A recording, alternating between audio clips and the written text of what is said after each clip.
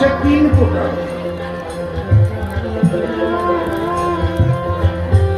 একদম শান্তভাবে আমার কথা শুনতে হবে মা, কেউ কথা বলবেন না। আচ্ছা, কোন যন্ত্র যদি মনে হয় এ ভাই মাইক নেন আমার কথা শুনুন, তোমার কাছে এত লোক কেন? ওরা কি সবাই মাইক নেন? ওখানে কখনো বেশি মানুষ নিয়ে ঠিক যে কাজটা করবে সেই থাকবে। এবং তোমার লক্ষ্য রাখতে হবে কোনো যন্ত্র বেশি বাজছে কিনা, মানুষের শুনতে অসুবিধা হচ্ছে কিনা সেইটা একটু কমাতে হবে। একটা এয়ারফোন দরকার ছিল তোমার কানে, তোমার শুনতে হতো, ওদের সাথে কথা বলা তোমার কাজ না। ডিউটি করিয়ে ডিউটি পাবে। আমি যা যা বলি শুনে রেখো, জীবনে কাজ। ওই যেমন ওখান থেকে বলেছে ভায়োলিনটা বেশি আছে, সবাই আমার কথা শুনতে এসেছে, আমার গান শুনতে এসেছে, ওরা আমার সহযোগী, ওদের জন্য কেন আমার গানের ক্ষতি না হবে, এটা লক্ষ্য রাখতে হবে। ঠিক আছে?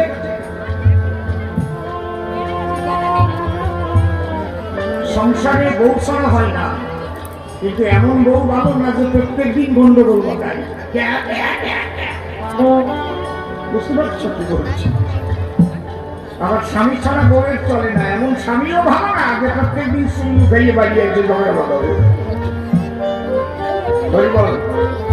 আমি গুরুত্বপূর্ণ যে কথাগুলো বলবো এগুলো শুনে একদম ক্লিয়ার সাউন্ড হবে, সুন্দর মাইক তোমার, যেন আমার কথা মানুষ বুঝতে পারে। তিন প্রকারের ধন আছে, এই যে কথা বলছি। কি কি ধন? একটা হচ্ছে টাকা পয়সা, গাড়ি বাড়ি, জমি জমা, বিষয় সম্পত্তি, বিরাট কোনো কারখানার মালিক, এই একটা ধন। আমার তুমি উঠে সামনে এসে বসো না, সামনে এসে বসো। এই ধন যদি অন্যায় ভাবে উপার্জন করা হয় তাহলে থাকে সিবিআই ইডির ভয়।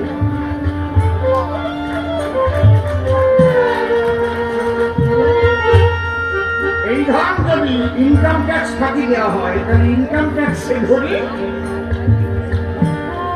ফকির বানিয়ে দেয়।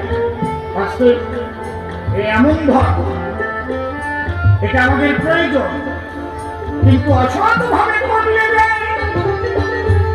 তারপরে যেতে হয় জেলখানায়। অসৎভাবে এই ধন আয় করতে নেই, সৎভাবে আয় করো, সৎভাবে ব্যয় করো, বুকের পাতা নিয়ে চলো, কেউ আইন তুলে তোমাকে পাঠাবো। ইনকাম ট্যাক্স দেওয়া ঠিক মতো, একদম পারফেক্ট ইনকাম ট্যাক্স দিয়ে কেউ চলতে পারে না, একটা মোটামুটি ধরনের দিতে হবে, এরপর পায়খানায়ও যাওয়া যাবে না। আমরা সারা বছর যে টাকাগুলো আয় করি ওই টাকাগুলো থেকে আমার যদি দলবল থাকে তাদের দেওয়ার পরে যে টাকাটা থাকে ওইটা হচ্ছে আমার নেট প্রফিট। এই নেট প্রফিটের উপরে আমার ট্যাক্স হবে 10 লাখ টাকা পর্যন্ত মাপ আছে। এই সাউন্ড হচ্ছে কেন নেই? তোমরা হারিয়ে দিচ্ছি না, এই ট্যাক্স ফাঁকি দিলেই ধরা পড়ে যাবে। বাবা আমার একটা জায়গা রেখে দেবে না, কেউ নিবে না, আমার নাড়াবে না, একদম গানের শেষ পর্যন্ত গান ভারিয়া বেকাই না, আগে যা হওয়ার হয়ে গেছে। তাহলে এই যে ধন, ধন থাকিলে হয় না ধনী, এই ধন থাকলে ধনী হয়। আবার অন্যায় ভাবে ধন উপার্জন করলে হাত পাড়াও পড়ে যায়। সাবধান, সাধু সাবধান। আমি কোনো মানুষকে ইন্ডিকেট করে কথা বলছি না, এটা আমার কবিগানের কথা। এখন যদি কেউ পড়ে যায় তা আমি করবো কি? গোটার দিন আমি যদি অন্যায় ভাবে অর্থ উপার্জন করে জেলে যাই তা দোষ কি আপনাকে? আমি ক্ষমতা পেয়েছি, আপনি ইচ্ছা মতো টাকা উপার্জন করলাম, ঘুষ খাইয়ে দফা খাল্লাম, তাই ধরা পড়লি কি আমার পুজো দেবে, আমার পুজো দেবে। আমার 14 পুরুষের মুখে কালি করলেন। আরে এত জোরালো হচ্ছে কেন? হারমোনিয়ামটা কমাও। এত সাউন্ড আমি গান গাইবো কি করে, কথা বলবো কি করে? তোরা বুঝতে পারছিস না? অদ্ভুত ব্যাপার। কিছু করতে হবে, আমি কিছু ঠিক করে দিচ্ছি। ওর যত বাজারে কানবে না, আমি সব পাল জানি। 45 বছর গান গাচ্ছি না, এদেরও বুঝতে হবে এই ধর চিরকাল থাকে না। আজ যে রাজা কাল সে ফকির।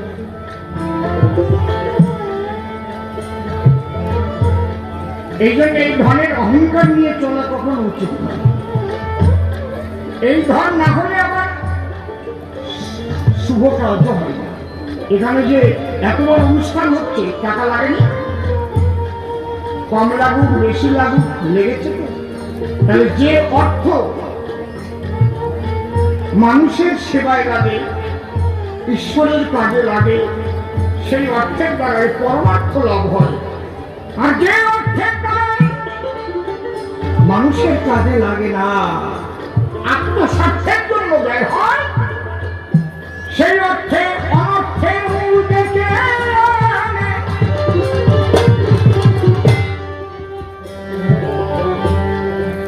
এই ধনের চাইতে একটা বড় ধন আছে, যে ধন বাড়লেও সিবিআই ধরে না, ইডি ধরে না, তার নাম বিদ্যাধন। বিদ্যাতঞ্চ বিপাতঞ্চ নৈব তুল্য কদাচন। সব এসে পূজ্যতে রাজা বিদ্যান সর্বত্র পূজ্য। ওই ধন চৌরবী নয়তে জ্ঞাতিভিন্ন ববন। এই জন্য প্রত্যেকটা বাড়ির বাচ্চাদের, ছেলে মেয়েদের শিক্ষিত করবে। কোন ঘরের ছেলে মেয়ে যেন অশিক্ষিত না থাকে। বিদ্যা এমন ধন, এর যে কত ওজন। একজন বিদ্যান মানুষের সারা পৃথিবীতে সম্ভব, যদি প্রকৃত বিদ্যান হয়। আপনি আমেরিকায় যাবেন, আপনি সেখানকার নাগরিকত্ব পাবেন না, কিন্তু যদি কোনো বিরাট বৈজ্ঞানিক হয় ভারতবর্ষে, নাগরিকত্ব পেয়ে যাবে। মেধার এমন দাম, বিদ্যার এমন দাম। এইবার আসি 3 নম্বর ধর্ম। আপনার একটাও টাকা নাই, এক অক্ষর লেখাপড়া জানেন না, কিন্তু আপনার মধ্যে সাধনার ধন, কৃষ্ণ প্রেম ধন আছে। এই ধন সবার উপরে, এই ধন যদি কারো হৃদয়ে জমা করতে পারে, রাজা মহারাজা সবাই আসে তার চরণ ধুলি মাথায় নিয়ে ভক্ত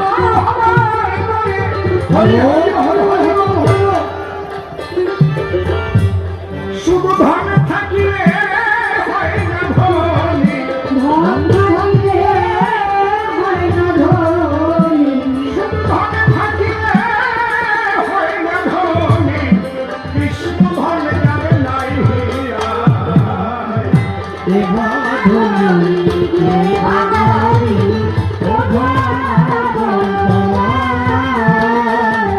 দেবা ধনী দেবা ধনী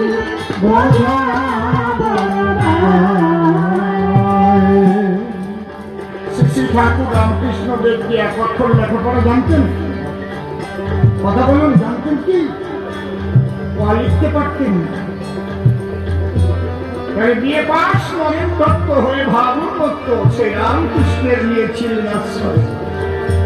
তার শিষ্যত্ব গ্রহণ করে, তার দেওয়া সাধনা নিয়ে কন্যাকুমারীতে সাধনা করে নরেন দত্ত বিবেকানন্দ হয়ে যায়। যে আমেরিকার চিকাগো শহরে বিশ্ব ধর্ম সম্মেলনে বক্তব্য রেখে রক্ষা করেছিল হিন্দু ধর্মটাকে। বসে যান, বসে যান। তাই কৃষ্ণ ধনে যান,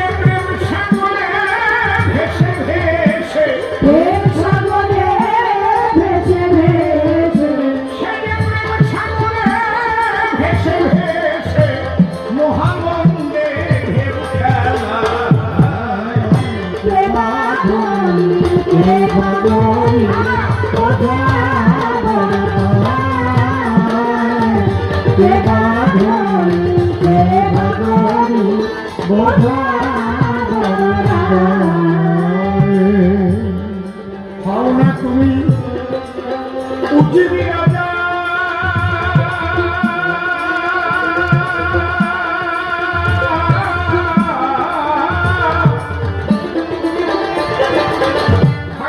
শ্মশানে ঘাটে আছি সাজা বুঝলে কখন কেমন মজা হবে ভাসময়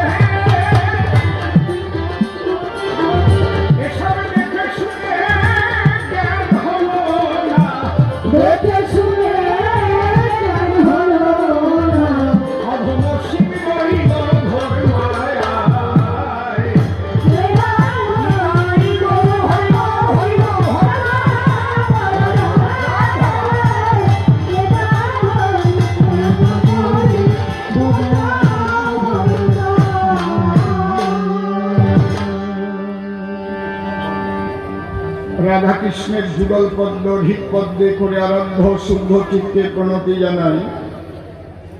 সাধুগুরু বৈষ্ণবেরই আর যত পুরুষ নারী আমার ভক্তিপূর্ণ প্রণাম গ্রহণ করিবেন। মানুষকে প্রণাম দিলে সে প্রণাম ঈশ্বরে মিলে সর্বশস্ত্রে তাহার প্রমাণ পায়। কবি চণ্ডীদাস যিনি উচ্চকণ্ঠে বলেছেন তিনি সবার উপর মানুষ সত্য তাহার উপর নাই। স্বামী বিবেকানন্দ একই কথাই দিয়েছেন আনন্দ, উচ্চকণ্ঠে ঘোষণা করেছেন বিশ্ব চরাচর বহুরূপে সম্মুখে তোমার ছাড়িকতা খুঁজিত ঈশ্বর, জীবে প্রেম করে যেইজন সেই জন সে ঈশ্বর। ঠাকুর ভাবা পাগলা আসি বাজাইলেন মিলনবাসী, বললেন সবার পাশাপাশি আমি মানুষ ভালোবাসি, আমি মানুষ ভালোবাসি, কোনো তীর্থের নাই প্রয়োজন গয়া গঙ্গা কাশী, আমি মানুষ ভালোবাসি। সেই মানুষের চরণ লক্ষ্য করে প্রণাম করি বারে বারে। মানুষে যদি কৃপা করে, কৃপা করবেন কৃষ্ণ কাল ও শশী। বন্দনা ভাব করে শেষ বক্তব্য করিব পেশ, সবিশেষ সবার মধ্যে জানাই নিবেদন। আজকে শায়েস্তা নগরে কবিগান, এই আসরে আমার জীবনের নূতন অনুষ্ঠান।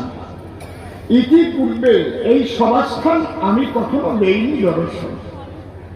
যদিও এখানে নূতন আসি, এখানকার সকলের যে অকৃত্রিম ভালোবাসাবাসী আর গুরুজনের স্নেহের বন্ধন, সত্যি জানেন তো আপনারা, ভালোবাসায় ভগবানও পরে ধরা, হৃদয়ে দেয় আনন্দের স্পন্দন। আমাকে থাকতে দিয়েছে যে ঘরে, এত সুন্দর ব্যবহার করে, আমার ভরে গেছে মন। আর পারিপার্শ্বিক যারাই যায় তাদের দেখে শুধু আনন্দই হয়, নিরানন্দ কোথায় পালায়। এই জন্য সবাইকে আমি পুনঃ পুনঃ শ্রদ্ধা করি জ্ঞাপন। এইবার যাব পাল্লার মধ্যে দাঁড়িয়ে সবার সান্নিধ্যে নারদ মুনি দিল দর্শন। আমাকে কৃষ্ণচন্দ্র করে প্রশ্ন করেছে আমার গোচরে, হে কৃষ্ণ তুমি হচ্ছে সবার উপরে, তুমি আবার যজ্ঞ করো কি কারণ? তাই তো অন্তরে আমার আছে ভাবো, এইবার আমি কৃষ্ণ হব, অসীম নাম কি করিব বর্জন।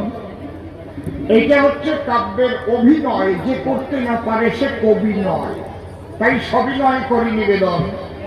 এবার অসীম সরকার যাজ্ঞে মরে কৃষ্ণ ঢুকুক অসীমের ভিতরে, এই অধরে যেন কৃষ্ণ এসে ভালোবেসে কৃষ্ণ কথা করে আলাপন, আমি তার উপরে দিলাম ভার, তারে করলাম কর্ণধার, কাব্য সিন্ধু হব পার, করিয়া শ্রীকৃষ্ণের চরণবন্দন।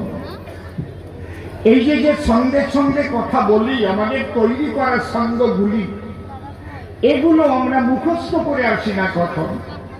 এখানে আসার পরে আমাদের যার যার ভূমিকা শেষে ধরে তাৎক্ষণিক ছন্দ রচনা করে আপনাদের সভায় করি পরিবেশনে। আমরা আঁকি ছন্দের ছবি, তাই আমাদের বলে চারণ কবি।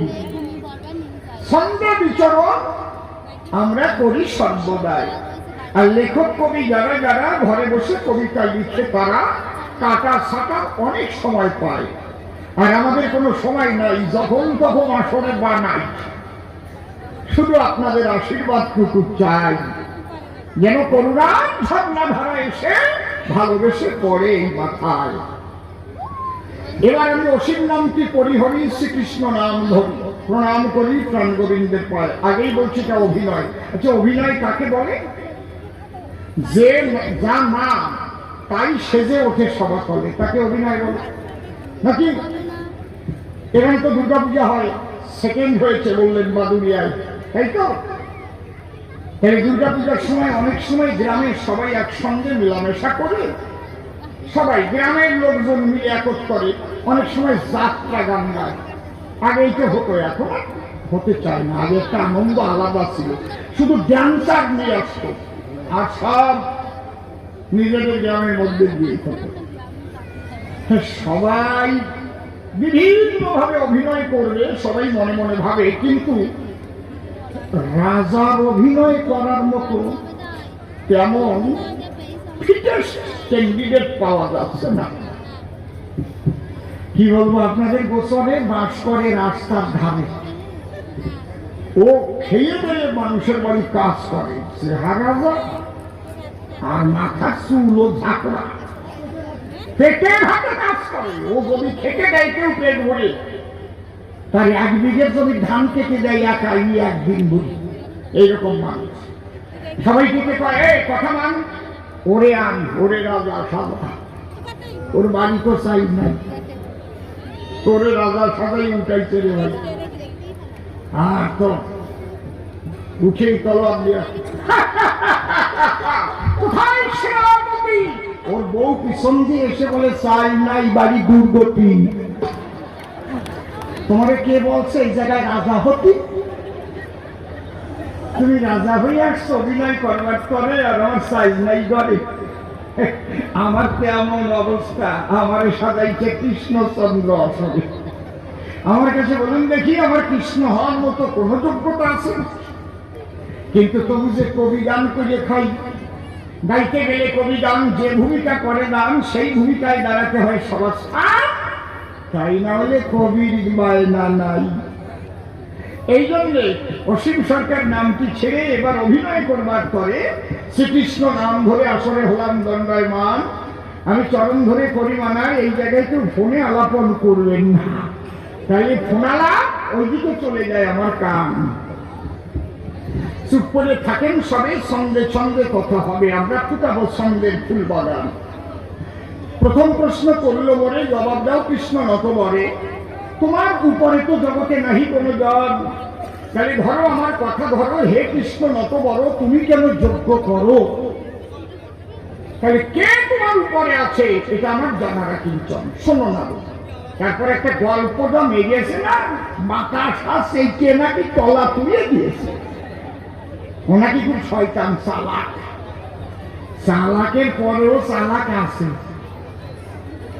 সেই রকম যদি ধরা পড়ে যায় না, যাক আমি আগে এই গল্প বলবো না, পরে বলবো নাকি? আগে বলা উচিত নয়, ঠিক তো নাকি? কি মাঝে মাঝে 2-1টা বলবো তো নাকি? বলবো। ওই বুড়ো আগেই কয় হ্যাঁ, বাহ, সত্যি বুড়ো দাদু আপনার মধ্যে সেই 25 বছরের মধু। শোনেন, মানুষ বুড়ো হলে কি মধু শুকাইয়ে যায় না? কারো বা বাইরে পাকে, ভিতরে সবুজ থাকে, মনের বনের ফাঁকে ফাঁকে ডাকে কত বয়ে চন্দনা, আমার বুড়ো দাদু মন্দ না। হ্যাঁ শোনো না গো, বলি তোমার কাছাকাছি আমি 3 যুগে ভগবান আছি। এই জগতের নারী নরে পূজা দেয় আমাদের, কিন্তু এবার আমি একটা বাসনা করেছি। কি? আমি মনে করেছি ভাবনা কলি যুগে আমি ভগবান থাকবো না, ভক্ত ভাব করিব গ্রহণ। কি হব? ভক্ত হব। নিজে আমি ভক্ত হইয়া ভক্তি ধন সঙ্গে লইয়া জীবের দ্বারে দ্বারে গিয়ে সেই বিরাইব প্রেম ভক্তি ধন। কিন্তু নারদ বলি তোমার ঠাই, আমার তো নিজের কোনো ভক্তি নাই, সেই ভক্তি যাতে পাই তার জন্য করেছি ভক্ত মিলন যজ্ঞের আয়োজন। ভক্তি কোথায় থাকে বলুন? ভক্তি কি কোনো দোকানে কিনতে পাওয়া যায়? পাওয়া যাবে? একমাত্র ভক্তি থাকে কোথায়? ভক্তির বাস ভক্তের হৃদয়। এই জন্য মানুষ ভক্তের কাছে যায়, ভক্তের চরণ ধুলি মাথায় নেয়, ভক্তের সঙ্গে প্রেম আলিঙ্গন দেয়, যাতে আমার মধ্যেও সেই ভক্তি ধন আসে। মহাশয় নারদ, আমি সর্বশক্তিমান স্বয়ং ভগবান, আমি দয়াল হরি, একমাত্র পেতে ভক্তি ধন আমি করেছি আজ এই ভক্ত মিলন যজ্ঞের আয়োজন। পরিষ্কার জবাব দিলাম তোমার বরাবর। খুলে বলি তোমার ঠাই, তুমি প্রশ্ন করেছো আমার উপরে কে আছে, তার জবাব চাই। তুমি জানো না আমার চাইতে নাম বড়, নামের চাইতে আমার ভক্ত বড়। আমার চাইতে আমার নাম বড়, নামের চাইতে আমার ভক্ত বড়। ভক্ত আমার মাতা পিতা, ভক্ত আমার গুরু, ভক্তকে রেখেছে নাম আমার বাঞ্ছা কল্প তরু। ভক্তে খাওয়াইলে তখন আমি খাই, ভক্তে না দিলে পরে আমি উপবাসী যাই। আমি দিচ্ছি একটা উদাহরণ। যেমন একটা সরকার যখন হয় গঠন, এই সরকার গঠন করে কারা? সাধারণ মানুষ যারা, তাদের ভোটের দল। ঠিক না ঠিক? একটা government by the people, of the people, for the people. ঈশ্বর থেকে নিরাকারে সেই ঈশ্বরকে প্রকাশ ঘটায় কারা? ভক্ত যারা ভক্তি ভরে চোখের জল দিয়ে যখন দেয় টান, খুলে বলি সভা বসে নিরাকার ঈশ্বর তখন ভগবান হয়ে আসে। আর ভক্ত ভগবানের হয় মিলনের সোপান। এই ভগবানটা কি? বাইদা ভক্ত, অদ্দা ভক্ত, পর্দা ভক্ত। যদি এই গ্রামে একটাও কৃষ্ণ ভক্ত না থাকে, এই গ্রামে কৃষ্ণ নামার হবে? কথা বলেন। কৃষ্ণ মন্দির থাকবে, ভাঙিয়ে দিয়ে চলে যাবে। কৃষ্ণ ভক্তই নাই তো মন্দির দিয়ে করবা কোন সাইড? হ্যাঁ, কায়দা আছে। আমার যুক্তিপূর্ণ কথাগুলি আপনারা যাবেন না কখনো ভুলি। যে কথাগুলি আমি ছন্দে ছন্দে আজ আসরে তুলি, মনানন্দে আপনারা করিবেন শ্রবণ। তাই ভারতবর্ষে কৃষ্ণ ভক্ত থাকবে যতদিন, কৃষ্ণ মন্দির থাকবে ততদিন। ভারতবর্ষে রাম ভক্ত থাকবে যতদিন, রামের মন্দির থাকবে ততদিন। ভারতবর্ষে কালী ভক্ত থাকবে যতদিন, কালী মন্দির থাকবে ততদিন।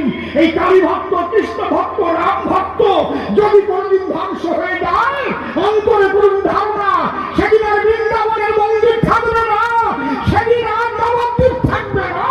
এই জন্য ভক্ত সর্বশ্রেষ্ঠ, ভগবান তাই দিয়েছে করি চাই। বোঝা গেল নাকি? এর চাইতে ভালো করে আমি বলতে পারবো না। বোঝো বোঝো, না বোঝো মুখ বোঝো। হরিবল হরিবল। একজনের বাড়ি হচ্ছে, এই যে বাড়াই দিলে কেন বাসা, একজনের বাড়ি হচ্ছে টাউনে, তা বিয়ে করেছে ডাউন। ডাউন বোঝেন তো? গ্রামে গ্রামে। হ্যাঁ, প্রথম প্রথম বিয়ের পরে আসছে যখন শ্বশুরের ঘরে, আর ওই গ্রামে সব শ্বশুরের বংশ বাস করে।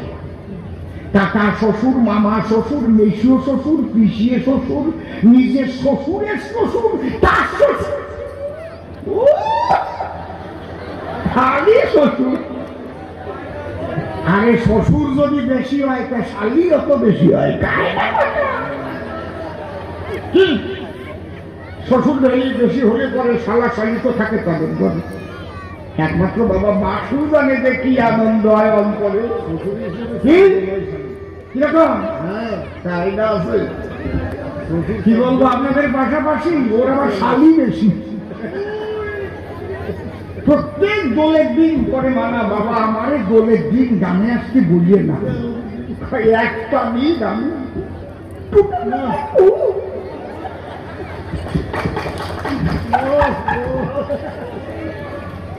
আজকে কয়ে দিলাম বাবা, উঠে গেল ইউটিউবে, যা তোর নাম সারা পৃথিবীতে ছড়াই যাবে, তুই শালি ভক্ত যা।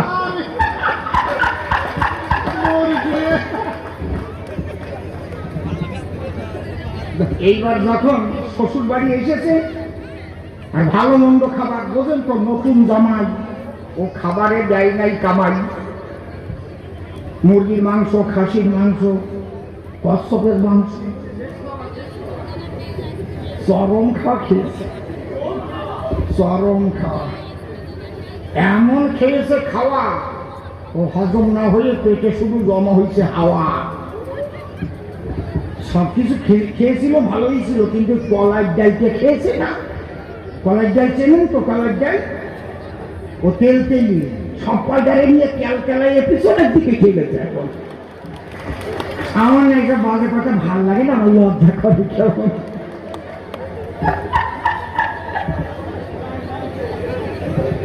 শোনেন দাঁড়াইয়ে সবাতলি যদি দুই একটা হাসির কথা না বলি, যারা আছে যুবক যুবতী কৃষ্ণ কলি ওরা মনে মনে ভাববে তাই।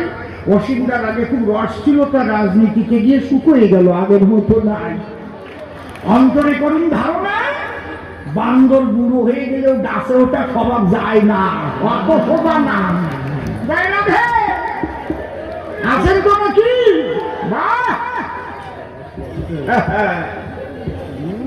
জয় রাধে। এইবার এমন খাবার খেয়েছে পেটে বায়ু জমে গেছে। ও বাস ধরিয়ে এইবার বাস ধরিয়ে যাচ্ছে আপন ঘরে। তা মিনি বাসে চড়িয়ে যখন যাচ্ছে, ওটা অফিস টাইম তো চাপ বেড়ে গেছে। যখন ব্রেক করছে তখন সামনের দিক ঝুঁকিয়ে পড়ছে, পেটে চাপ লেগে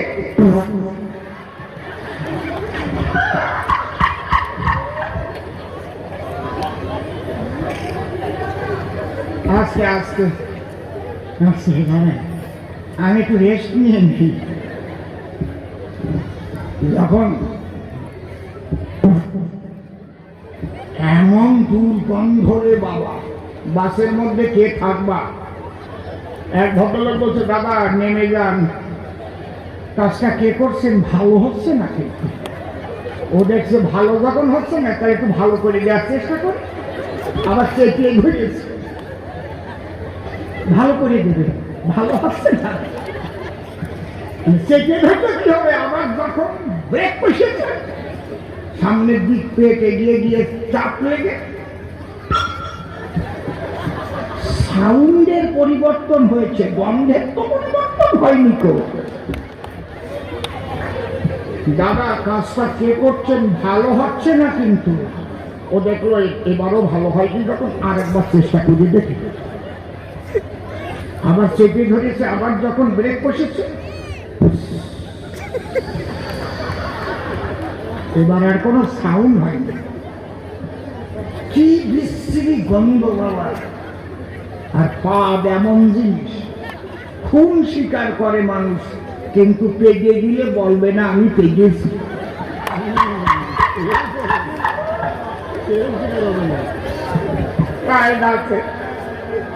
ওই ভদ্রলোক বলছে, কে রে বাবা তুমি এমন কাজ করছো? আমি বারবার বলছি ভালো হচ্ছে না, ভালো হচ্ছে না, নেমে যেতে পারো না। ও বলছে, দেখো বাবা আমি 3 বার চেষ্টা করেছি, এর চাইতে ভালো আমি আর পারবো না।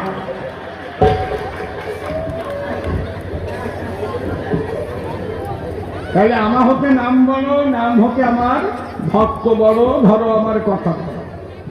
এই ভক্ত আছে বলে ভগবানের অস্তিত্ব আছে পৃথিবীতে। ভক্ত না থাকলে পরে ভগবানের অস্তিত্ব থাকবে না। ধরা পড়ে বাড়ি গিয়ে শুয়ে শুয়ে খাটের পরে ভেবে দেখবেন যত সুধী সতে, বাড়ি গিয়ে ভাববেন যে কথাটা কি বলে গেল। ঠিক তো? ঠিক বললাম না বেটি বললাম? কিন্তু আমার বড় দুঃখ হয় যখন সনাতন ধর্মের মানুষের দিকে তাকাই। এটা আমার ব্যক্তিগত কথা বলছি, কৃষ্ণের কথা নয়, অসীম সরকার বলছি। কারণ এরা ভক্ত হওয়ার আগে বিভক্ত হয়ে যায়। রাম ভক্ত, কালী ভক্ত, কৃষ্ণ ভক্ত, ঠাকুর অনুকূল চন্দ্রের ভক্ত, হরিচন্দ্রের ভক্ত, খালি বিভক্ত। বিভক্ত বিভক্ত মানে ভাগ হয়ে যাওয়া। ভক্ত হও বাবা, কিন্তু তোমরা বিভক্ত হও না, তোমরা একতা রাখো, একতা। মনে রেখো আমার এই কথা, ভক্ত হও, বিভক্ত কেউ হও না। বিভক্ত হলে কি হয়? দুর্বল হয়ে যায়। বিভক্ত হলে কি হয়? গন্ডগোল সৃষ্টি হয়। এই যে এরা বাজাচ্ছে গাচ্ছে, এদের একটা কিন্তু একতা আছে। এখন যদি এক একজনের মতো আমি ওর সেইটা খারাপ বাজাই নাকি, ও যদি মনে মনে ভাবে তাই করছে আমি খারাপ বাজাই, সেই দাম থাকবে। ধুলি যদি মনে মনে ভাবে যে আমি তোদের চাইতে কম নাকি,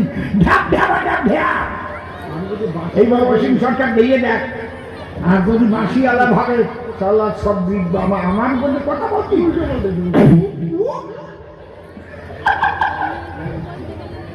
সনাতন ধর্মের মানুষ যারা বেশিরভাগ ভক্তের চাইতে বিভক্ত বেশি তারা।